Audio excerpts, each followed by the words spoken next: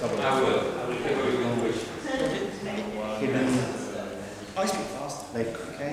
all the callouts to so the, much over the years. I think I'm speaking really slow. Actually, it says you're still speaking too fast.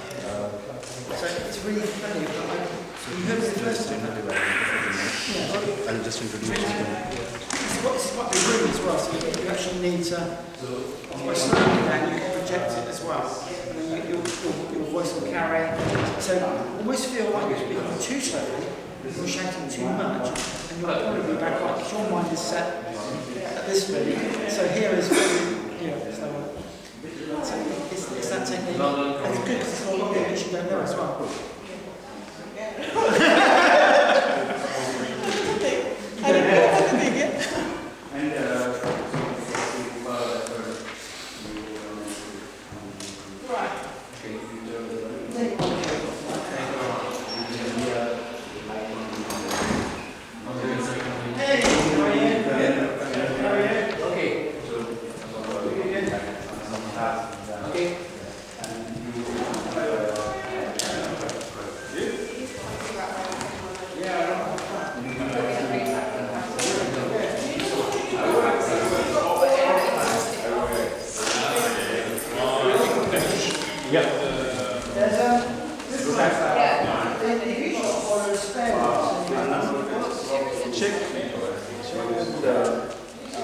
She might go, but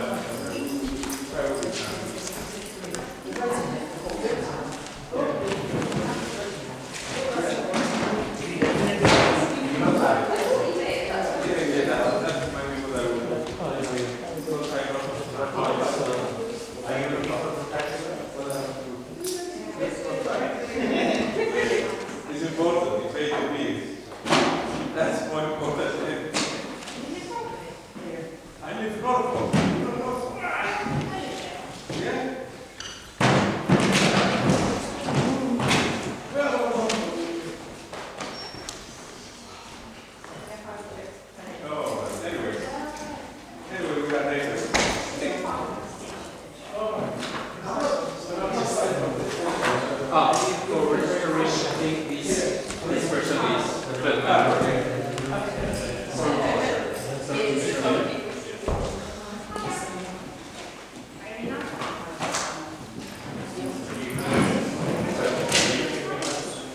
I'm a general director. Gina? Yeah, that's what I was thinking.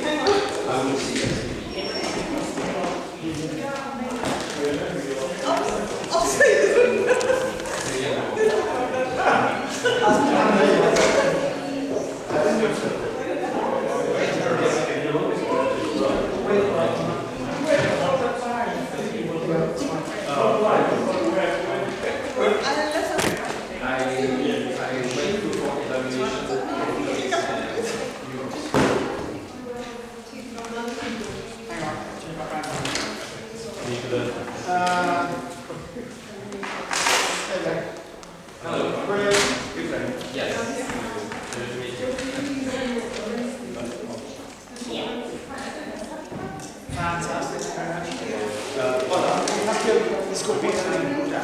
I'll submit it.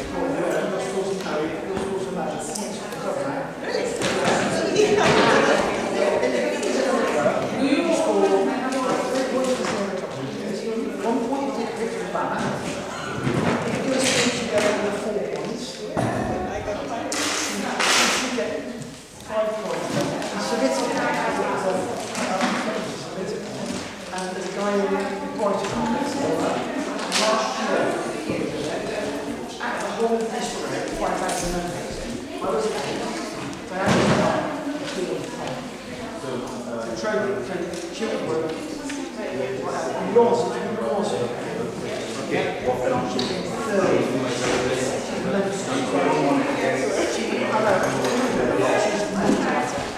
picture actually when we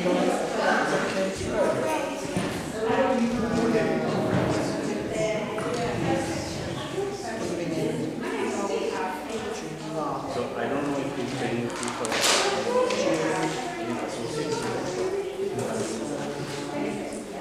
because they need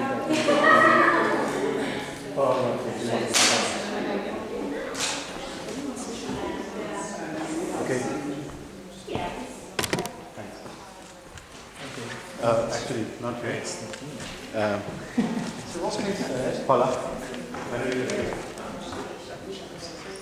And then 8,000 in terms of me.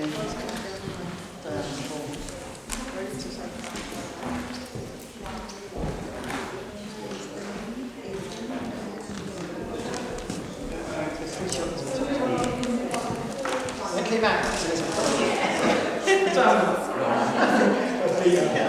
not long with competitors.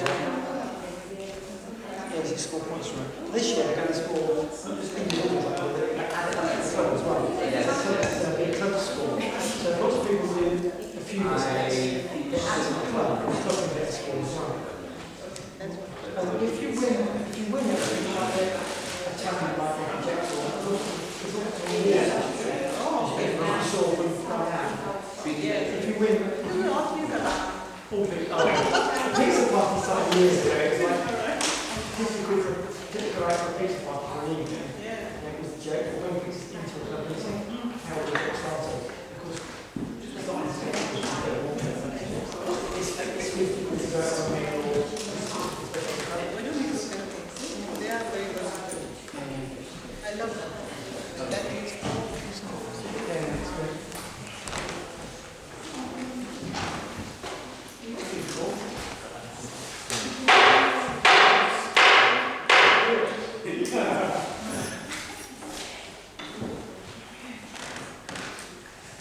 Good evening, everyone, and welcome to our Trojans. Welcome to our Trojans Toastmasters Club.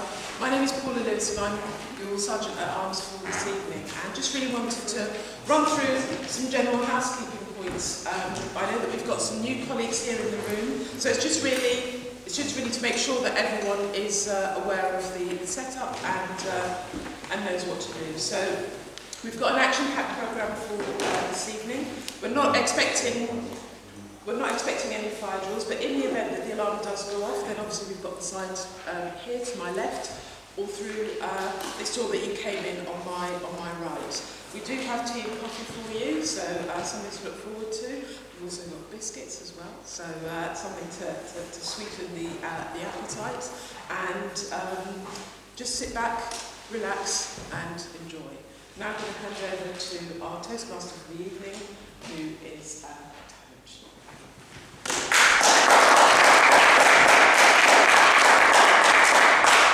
Thank you, Paula. I'm filling in for our president because he is on a holiday at the moment. Just to let you know, I'm not the Toastmaster for the night. I'm just doing the president's opening remarks. I don't have much business to talk about except for probably the biggest business to talk about, which is our picnic.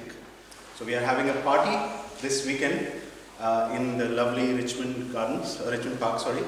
And if you want to talk about it or know about it, please contact Irina. She is the event manager, or even Cheryl. Both of them are helping us arrange this wonderful event.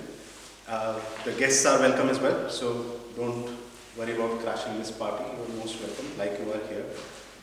And yeah, please contact Irina or Cheryl about this event. Other than that, have a lovely evening tonight. We've got a packed agenda.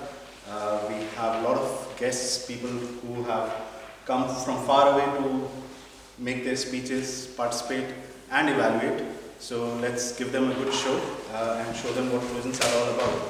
So without any further ado, I would like to hand over to our Toastmaster for today's evening, who has taken a big step to go out with a bang. It's his last meeting with us tonight, and he is gonna relocate away from UK, sadly. So he wanted to contribute in the maximum way tonight, and he's agreed to be the Toastmaster. So please give a big round of applause to Johan.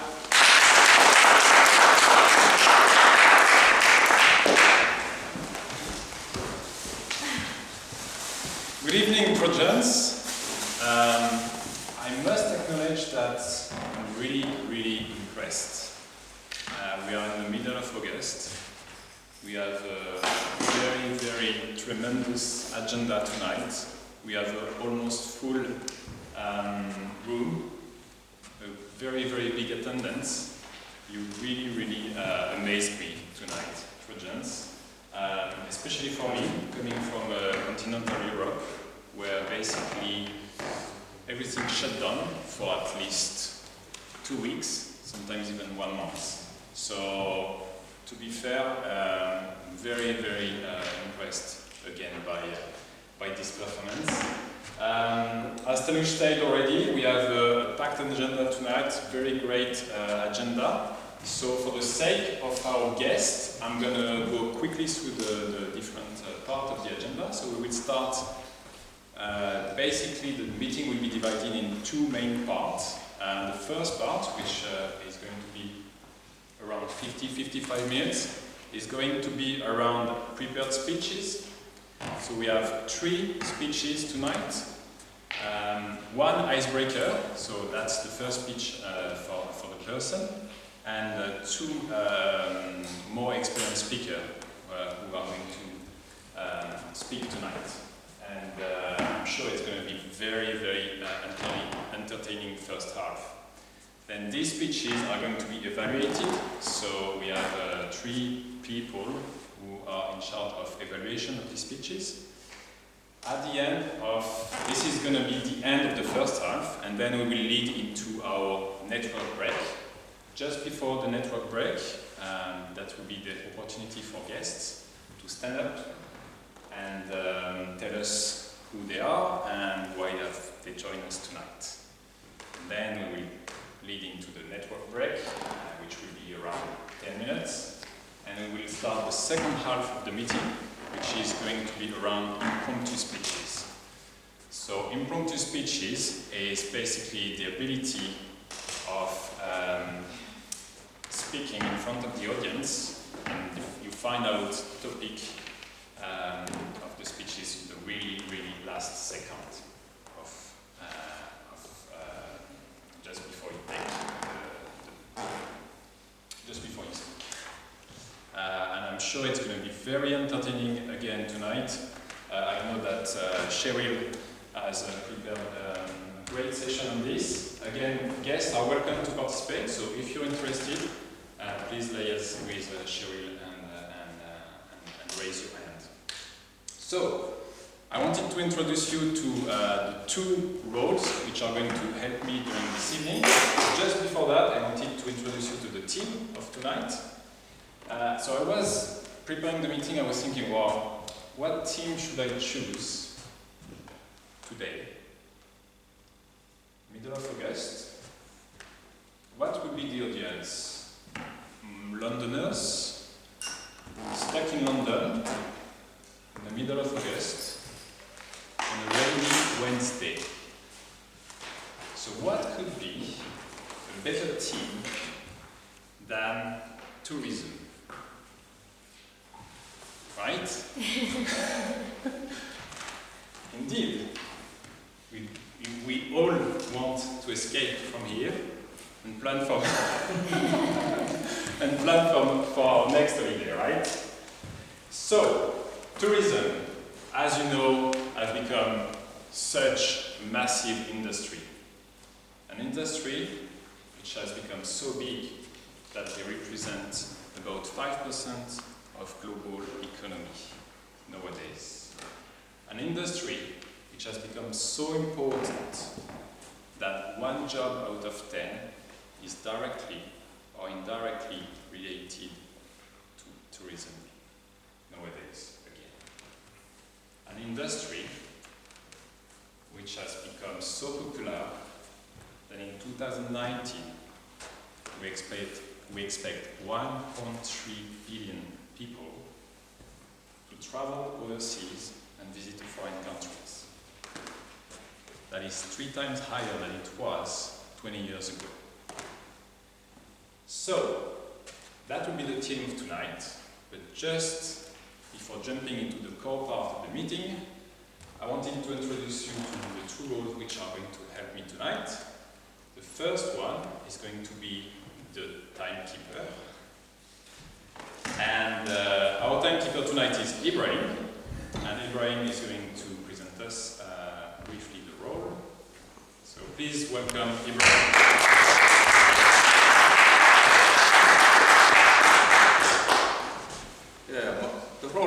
timekeeper is basically what they say on the tin, is to keep time. So everything is timed, whether it is evaluation, whether it is speaking, whether everything is evaluated. So there will be 2 speeches. One of the speeches is prepared speech, and the other one is prompted speech. The prepared speech is from 5 to 7 minutes, and the prompted speech is from 1 to 2 minutes. So I will be coming over here, and I will be telling you how many minutes you spoke, and that's basically what it is, timekeeping. Thank you. Thank you. Great.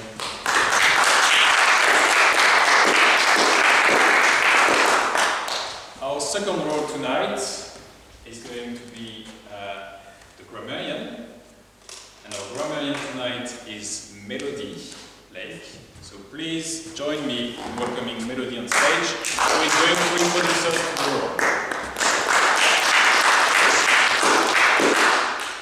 Good evening. So I'm your grammarian for this evening, and what that entails is listening closely to the language and the phrasing that you will use when you speak, and at the end I will report back on it.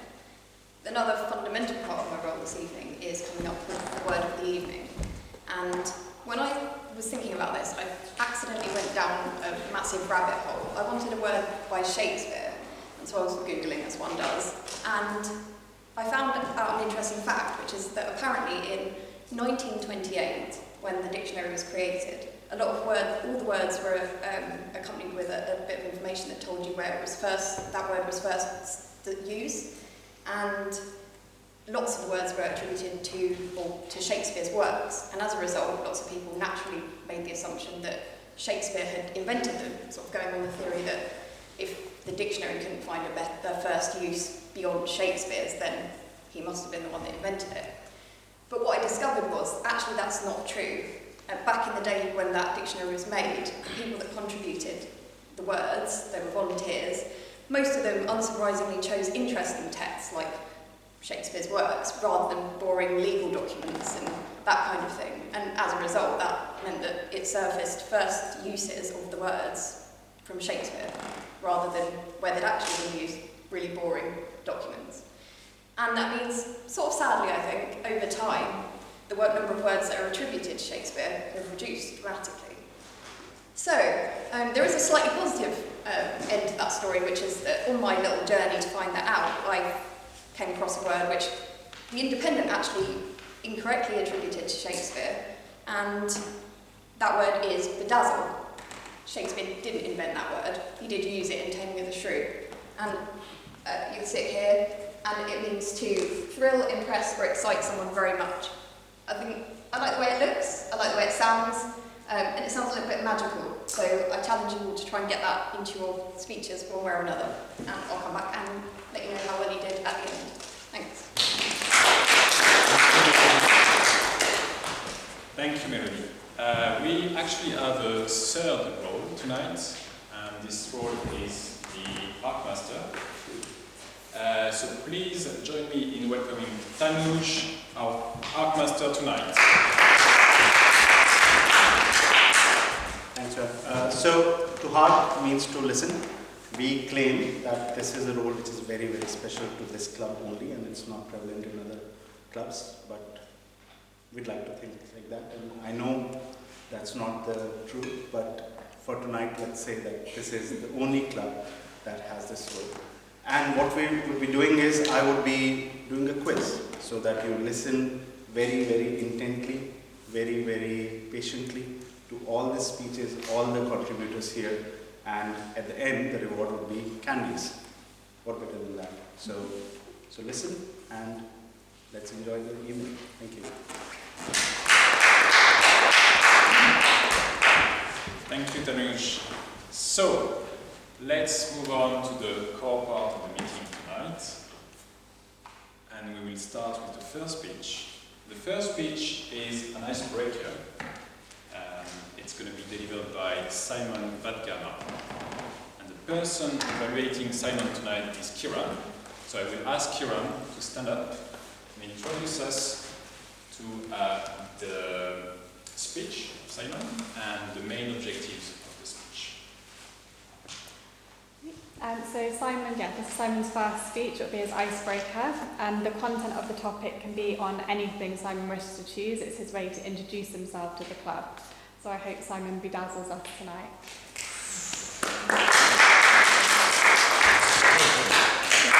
So, for the speech entitled Carnival, please join me in welcoming Simon Butler.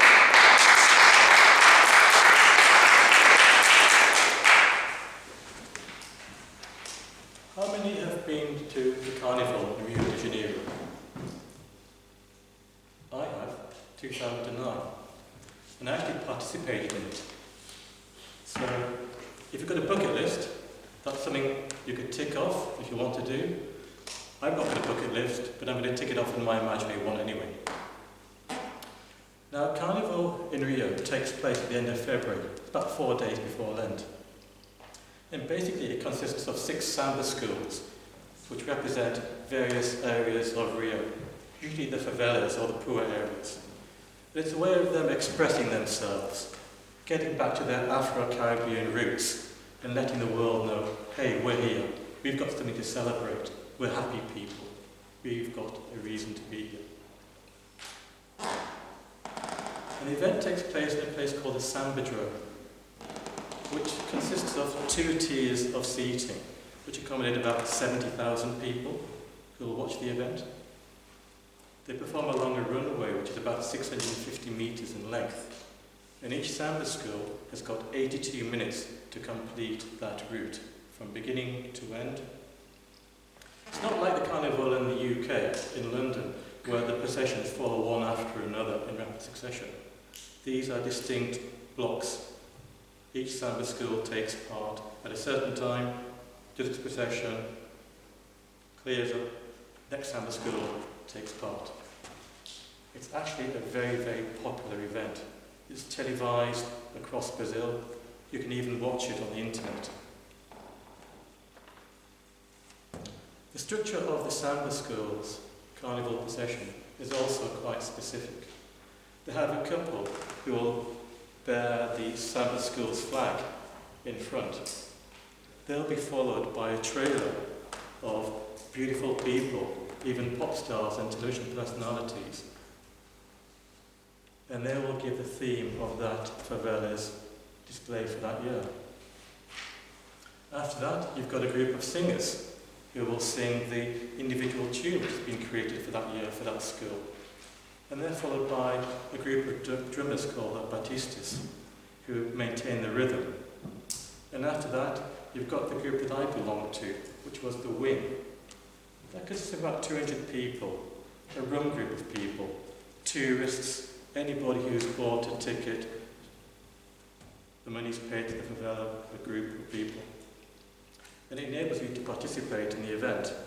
And for that, you get a uniform, which I'll let you know a bit more about in a moment.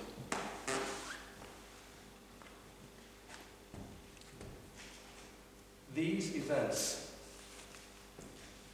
are quite interesting. You've seen them throughout your life. You wondered, how on earth can I get involved with that? Well, I was lucky.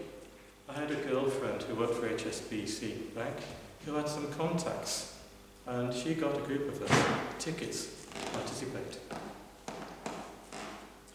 Now, these samba schools, they practice throughout the year. They're quite rigid in their routines.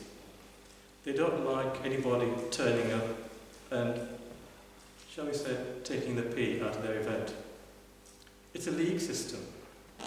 6 schools compete, and each school wants to get the bragging rights to say, I came first. The event is marked on criteria such as flag waving. Does a couple drop the flag? Does a flag get wrapped around the flagpole? The quality of the singing, the quality of the uniforms and the outfits people are wearing. Smiling.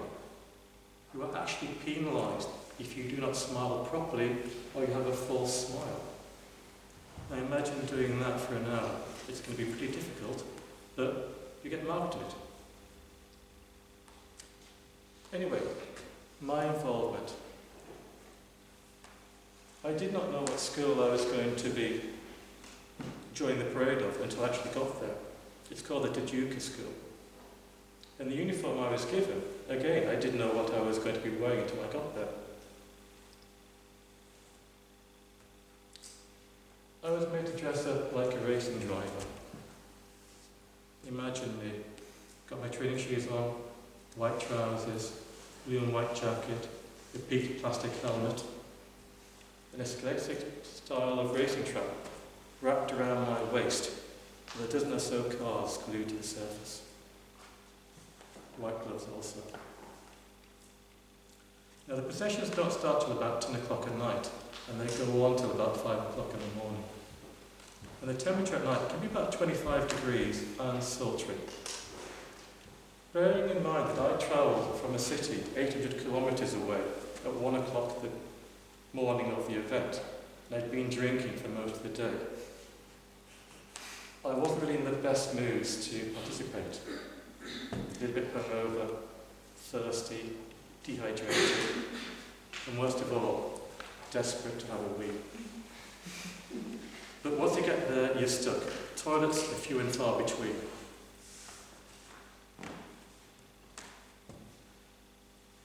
A group of wings were marshalled together. We were told what we'd have to do. We'd have to march, we couldn't dance, or if you were going to dance, just use small foot movements. No, I don't dance. That suited me greatly. No waltz cavorting. Smile and look straight ahead. So we started. I don't really remember much of what happened, because when you've got 70,000 people clapping, screaming and cheering and taking photographs, you tend to forget what's going on. You are amazed. You almost be dazzled by the event. Why are people interested in me? If I saw young children in the audience, I'd snap off a plastic toy car and lob it to them, give that child a bit of pleasure. I don't know how long it took me to walk that 650 metres. It was certainly less than 82 minutes. It passed in a flash. Before I go deaf, I'll just mention something else. It's an event I would certainly do again, but I would do it sober this time. And I'd also learn to dance so that I can get more enjoyment and hopefully have someone actually take a picture of me, or maybe even take some video of me, so I can be put up on the internet and kept there forever. Thank you.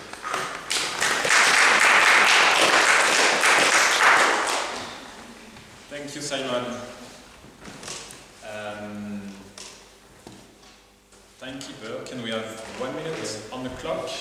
And so we can populate this little paper and give our feedback to Simon.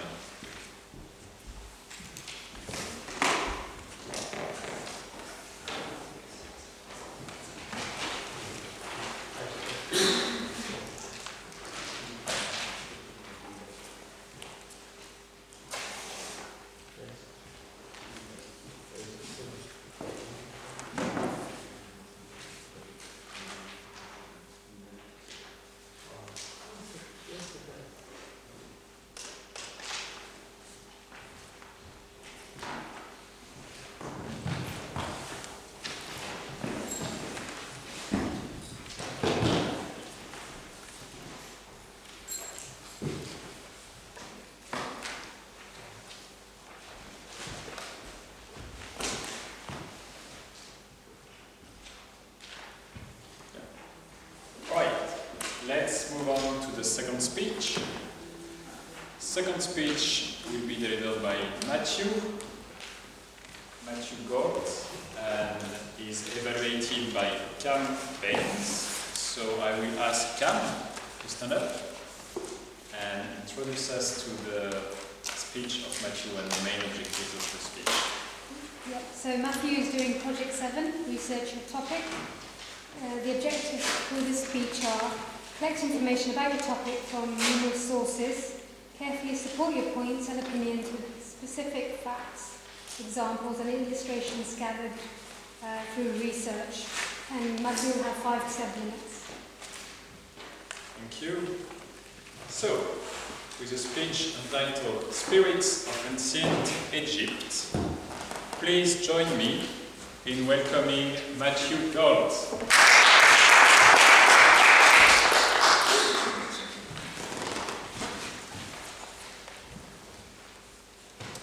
Tonight, I want to talk about one of the greatest buildings what the world has ever seen. I need to take you back to 4,500 years ago. This building is so monstrously impressive that it will transcend time. So even in a couple of thousand years, we still will not have a conventional explanation of how it was built. Mr. Toastmaster, fellow Trojan, I am talking about the Great Pyramid of Giza. I'm going to be talking about the mysteries of how it was built, about the people who built it, and about what it was used for. First of all, you've got to understand that the Great Pyramid is very big.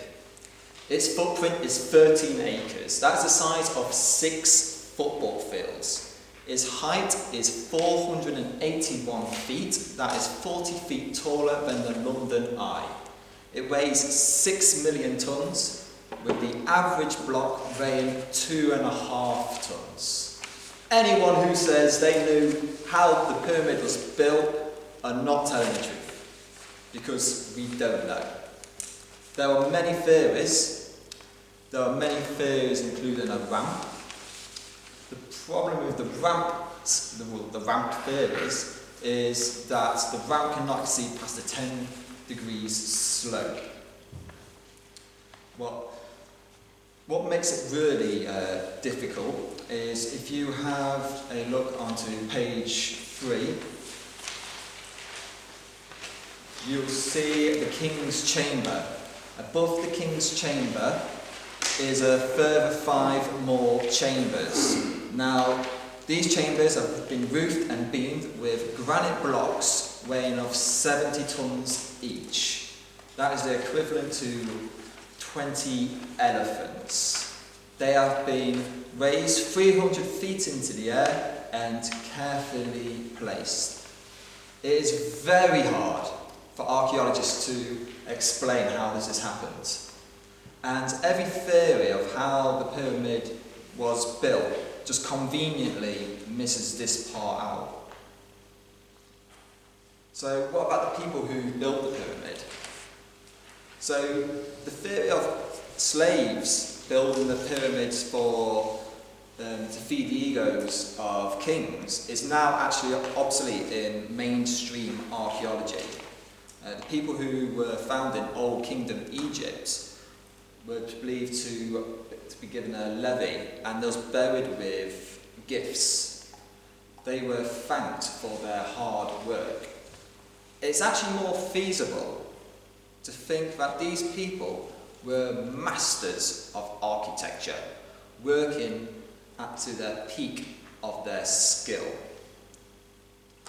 The mystery is, how does a civilization like this just spring load at the very beginning of what we believe of like civilization? I mean, we are talking 1,000 years before the wheel had been invented.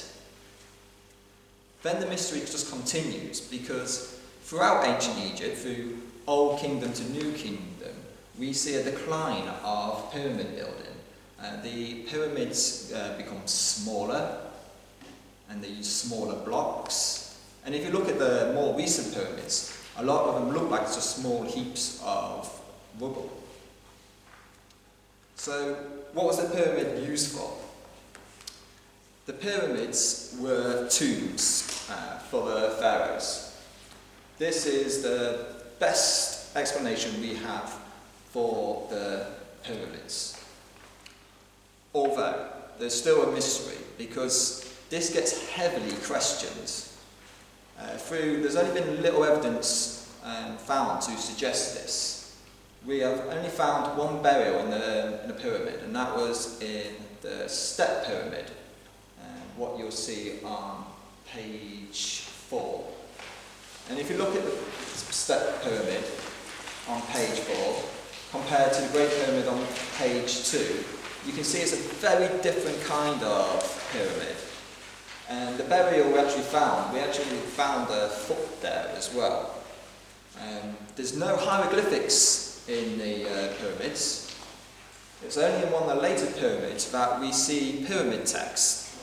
And the text shows the king on how to leave his body and to enter the afterlife.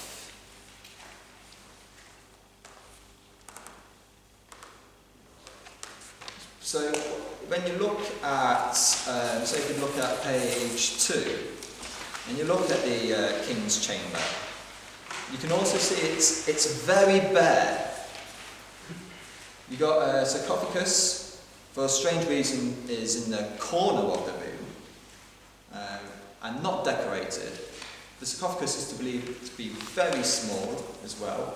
May I add those 5 further chambers, what are above it? We do not know what those chambers were actually for and why they went through the great lengths of building it. If you look inside, you can see that it's got many tunnels. Some of them we can't fit down, we've only had to send robots up. And we also found that's a secret chamber, which we've not discovered yet. But when we compare that to the Valley of the Kings, what you'll find on page 5, in the Valley of the Kings we found over 60 pharaohs. And these, in the Valley of the Kings, is a set of temples, what has been highly decorated with loads of hieroglyphics, beautiful sarcophaguses, nice wide archways and alleys with wide open doors. What is just a completely different story to what the pyramids tell. When we look at ancient Egypt, we try to explain it with very simple explanations. We make the Egyptians sound infant to us and over-superstitious. When we let the pyramids speak for themselves, they talk of a completely different story. They talk a story of a civilization, what is truly advanced. They speak of skills what we have allowed to lapse, but maybe one day we could just reawaken. But the secrets,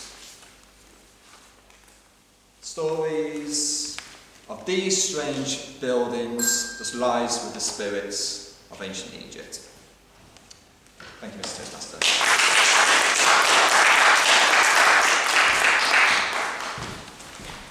Thank you, Matthew. Mr. Timekeeper, and we have 1 minute on the clock to give feedback to Matthew, please.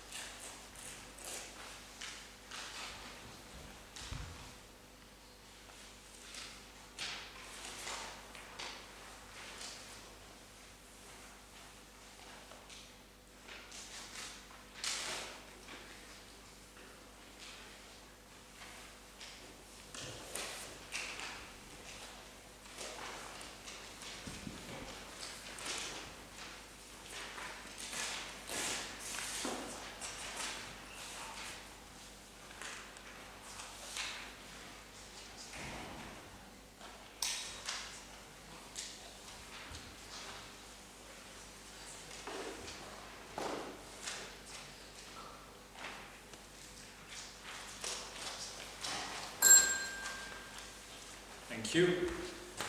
So, let's move on to the third speech of the evening. She's going to be performed by Gina Goswami, and she's evaluated by Adrian Lane. So I'm going to ask Adrian to stand up and to introduce us to the speech and the main objective of the speech. Fellow Toastmasters, I'm delighted tonight to be evaluating Gina's speech. It's her third speech from the Dynamic Leadership Pathway, and it's called Evaluation and Feedback.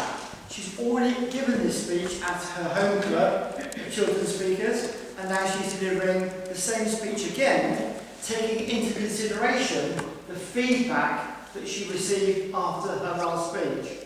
And she's also delivering her first speech outside her home club to an unknown audience.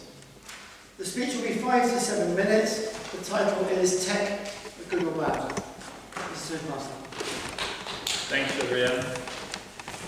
So, for the speech entitled Tech, Good or Bad, please join me in welcoming Gina Goswami.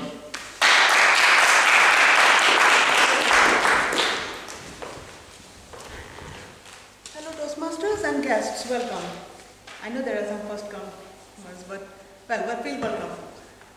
This is my third speech in this Dynamic Leadership Pathway, but I have done this speech already, hence the retake here. So, new technology, new place.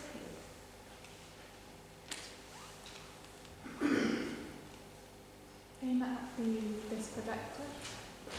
Or aim at that. No, Not the screen. Got it. There you go. Anyways, I know we don't want to talk about technology on a Wednesday evening, just the hump day halfway through the week, but I promise it won't be boring. Because it's our integral part of our life nowadays, isn't it? How many of you have not used any piece of technology since today morning? Please raise your hands. See? None. I know we cannot survive without technology. But, and also the infiltration of technology into our life is growing exponentially fast. It's like, I still remember when we went to school with those with us. And now we are up here, all up in the clouds. So somewhere about this time, I was in university, and my friend said, come on, I'll show you something which is very interesting. He was a computer science student, so yes, of course, they know the new things that is coming up. That's the kind of cutting edge things. And he took me to his lab, and he said, this is called internet. Oh, was I bedazzled. It was like, it started off like this. And then it was downloading one JPG for line by line. It took 30 minutes to download one single car, photograph of one single car. So that was done, and now fast forward 20 years. My daughter, if we plan to go somewhere, the first thing she asks is, Mom, will there be Wi-Fi? Yeah. It's like, I'm messing up with the clock, sorry. But anyway, that's the base of technology and how it is growing. No doubt, technology is good. It's helping us in many ways, helping us keep connected, helping us overcome our shortcomings, helping us get from A to B in no time, and also making our life much easier in many other aspects. I am particularly thankful for this piece of technology, which actually helped me earlier this year to get to my dad miles apart in India and be able to say him goodbye in his last minutes. He was in the ICU. So without this space, I couldn't be there to see him. So yeah, really thankful for technology in some sense. It is in every area of our life now. And it is coming so fast. It's like, it is coming so fast in every single area of our life. You want to drive?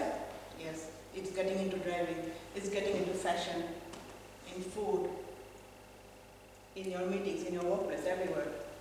So yeah, basically what technology is trying to do is that you can just simply stand and breathe or sit and breathe and everything else will be done for you. You don't need to drive anymore. go to this is already out in prototype in US, not yet in the UK, but you don't need to change anymore if you want to go to a retailer.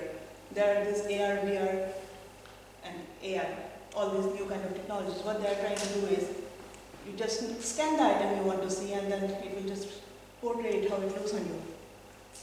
Meat, food. We don't need to kill any more animals. You can still eat and enjoy good meat. And I could be giving this speech anywhere. I don't need to drive down, no, nothing. With the holographic technology coming in, but of course it will cost some money from our clubs. The club officers will know that, but yes. So it is getting everywhere in our life. And how can we keep the wearables coming? With them coming, it almost feels like the Star Trek era, isn't it? Yeah, you can push back, but how long will you avoid a piece of technology? It's coming in and fast into our life.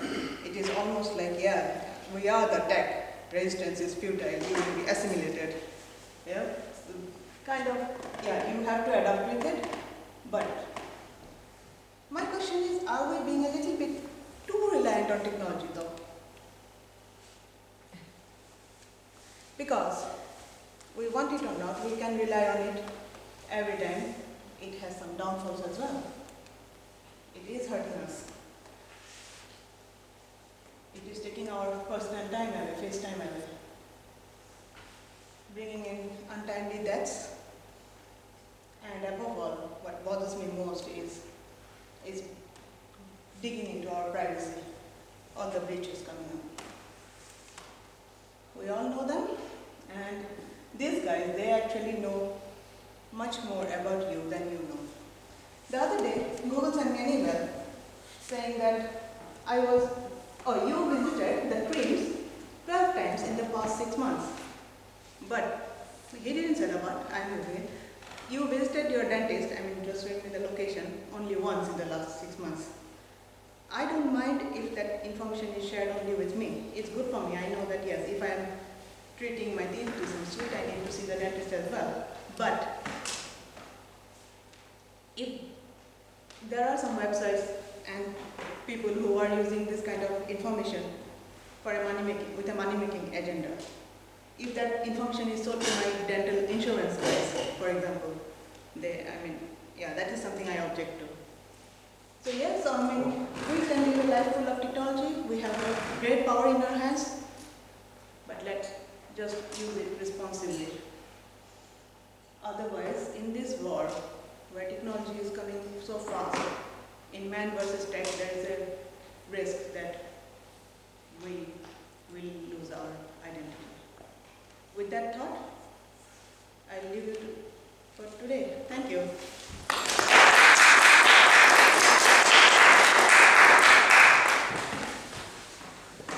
Thank you, Gina. Now, I will ask our timekeeper to have 1 minute on the clock, so we can all give feedback to Gina on the little piece of paper dedicated to this.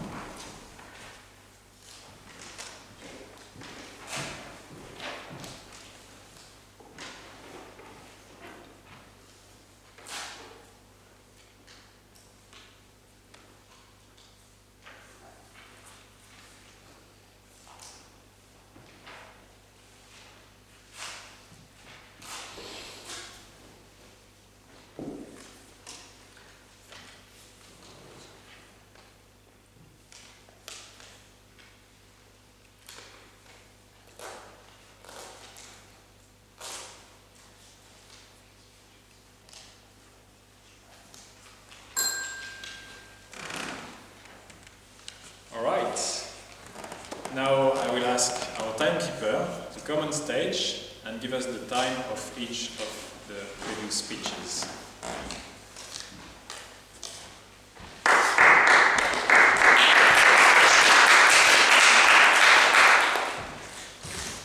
Most of the speeches were longer than supposed to be, but not much. Simon Fatgama, 7 minutes and 19 seconds. Matthew Gold, 7 minutes and 42 seconds. And the third speaker, Gina Goswami, 7 minutes and 17 seconds. Thank you.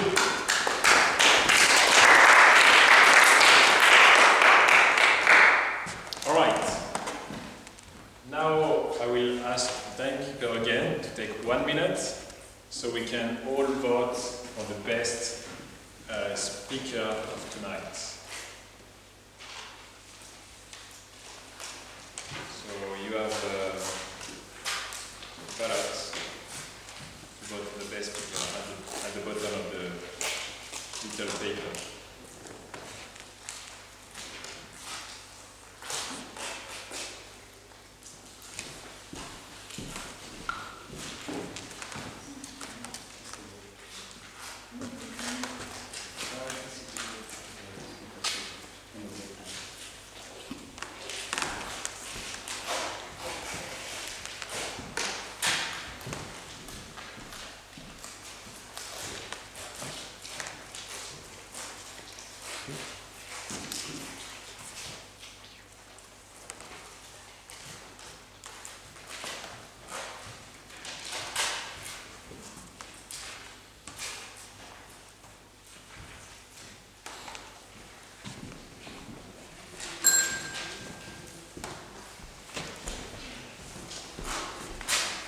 Alright, so we are going to move to the evaluation part of the first half.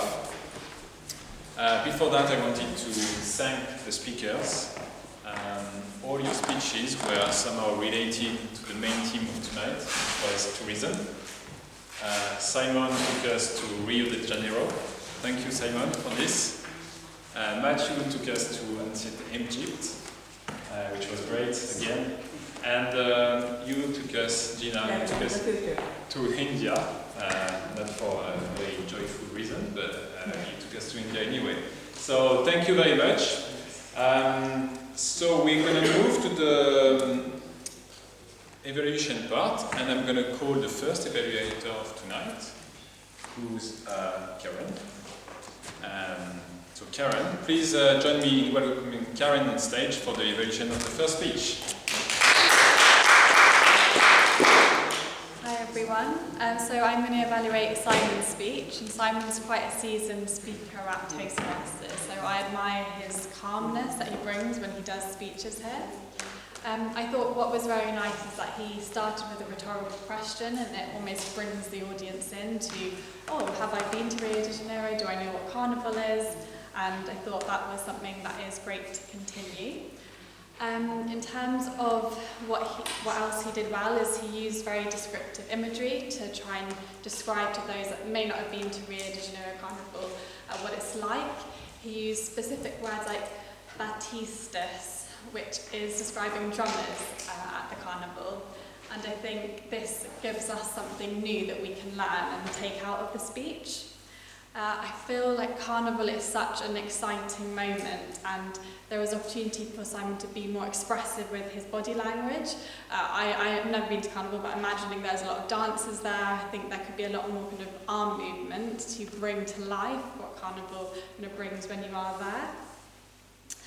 He did use the word bedazzle though, which is really good because I think that was only one of the speeches, so he imprompted that into his speech. I think Simon has a very great storytelling voice. I don't know if you guys have watched Shawshank Redemption, but I can just imagine him being one of those narrators, as it's quite kind of steady going. But I feel like sometimes the energy and passion is almost lost a little bit. Bringing some vocal variety into his next performance could help kind of accelerate his impact in that area. And the ending, just a recommendation on it, there was a bit of a push for time, so I lost the ending over kind of really structured beginning, middle and end, but getting to the ending thought that could be a little bit sharper. However, what I thought he did well was there was time pressure on it, the keys jangling, and he kind of managed through that really well in that sense. I thought the way he delivered his speech was really good. So Well done, Simon.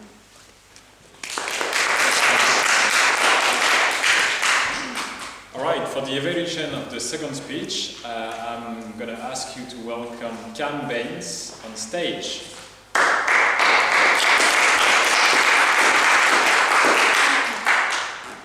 Thank you, everyone. Guess what my favourite subject was at school? Okay, the clue was in the speech. It was the Egyptians. I really loved the Egyptians. When I was at school, that subject used to bedazzle me. So one of the first questions that come up as evaluator was this topic relevant to the audience? Well, I can't speak for you guys, but I really enjoyed this topic because it was one of my favourite topics at school. So the objectives for this speech was to research. And I feel like Matthew had done a lot of research. He came up here and he threw loads of facts and figures at us. He talked about the pyramids, which were 4,500 years old, in particular the Pyramid of Giza.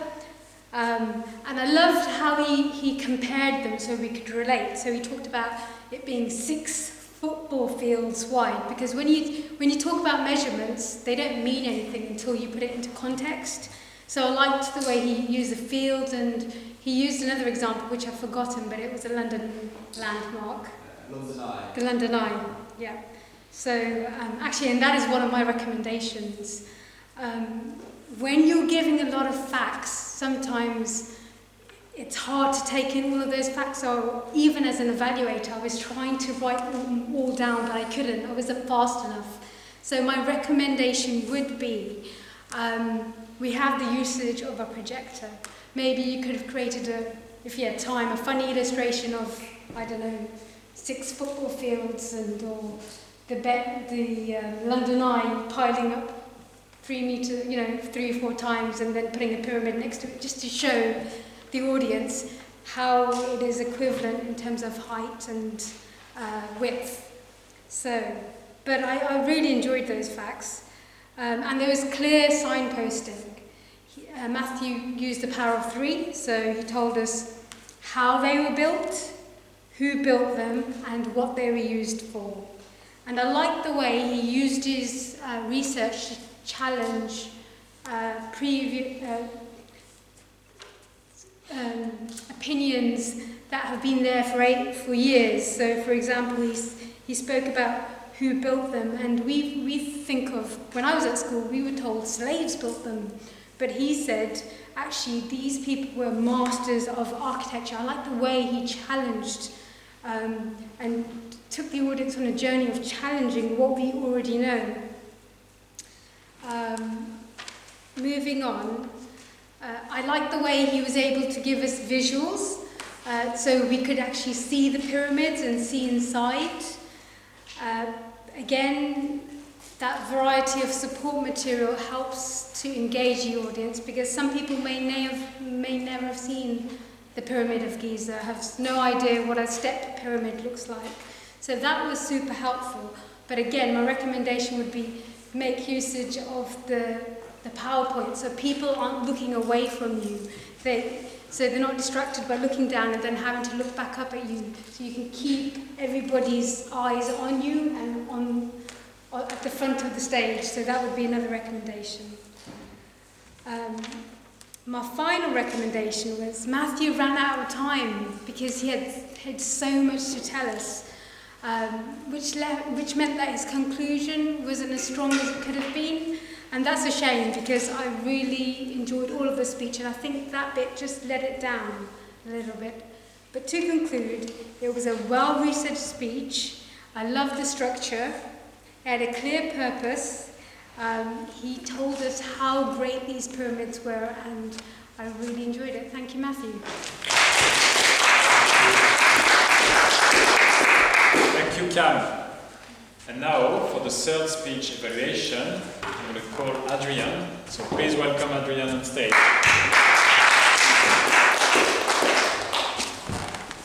Toastmaster, fellow Toastmasters, that speech was a humongous, ginormous, all those incorrect words pronounced wrong, from last time. She had an objective to slow down. From last time to this time, it was a massive slowdown. She bedazzled me. Absolutely brilliant. Taking on of feedback and doing what I think was a very difficult speech. There was a lot in there, a lot of content and technology. She talked about technology and she used technology in only her second and third speech in Toastmasters. So she was juggling a lot of things going on. She had to get the voice right, the content right, the presentation, and of course the technology.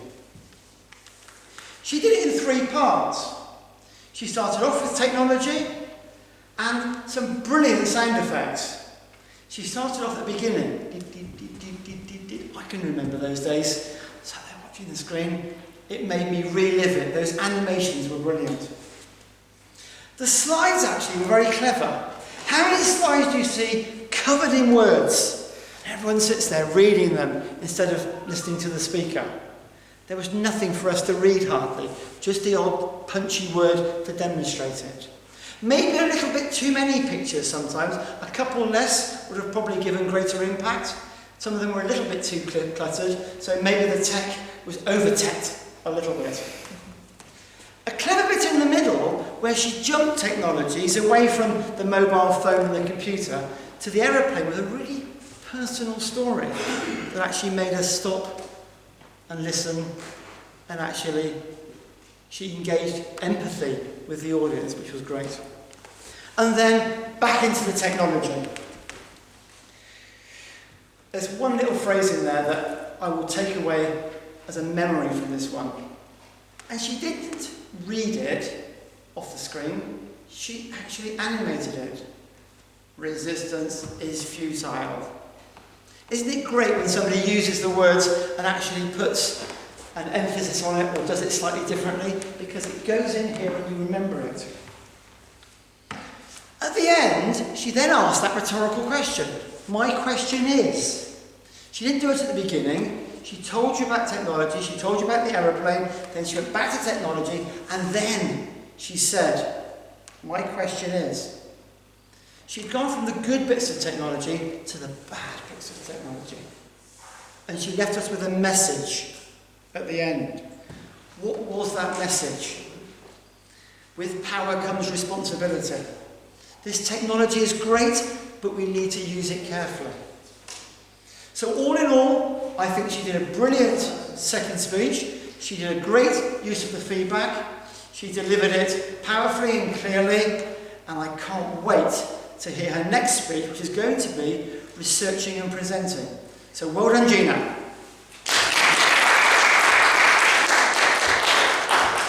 Thank you, Adrian. That has been a tremendous first half of the meeting. I have to acknowledge I am really bedazzled. Really bedazzled. Now, we are going very soon to lead into our network break. Before that, there will be the guest introduction. And just before this, I wanted to bring a little bit of entertainment. So we will have a little bit of a quiz around the main theme of tonight, which is, as you know, tourism. So, the question is, what are the top 3 most visited countries in the world in 2018?